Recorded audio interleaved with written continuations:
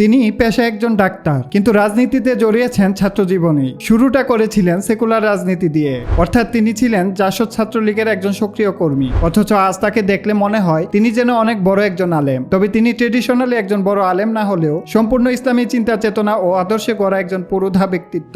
সাদা দাড়ি টুপিতে তাকে দেখে খুবই সাধারণ মনে হয়। তার নাম ডাক্তার শফিকুর রহমান। বর্তমানে তিনি বাংলাদেশের সবচেয়ে বড় ইসলামী রাজনৈতিক দল জামাতে ইসলামী বাংলাদেশের আমির। সাম্প্রতিক সময়ে আহত ছাত্রছাত্রীদের দেখতে যাওয়া ও বন্যা দুর্গত এলাকায় তার নজিরবিহীন ভূমিকা দাগ কেটেছে নেটিজেনদের মনে। শুধু তাই নয়, সোশ্যাল মিডিয়ায় মাঝে মাঝেই সামনে আসে তার অত্যন্ত সাবলীল ও মার্জিত বক্তব্য।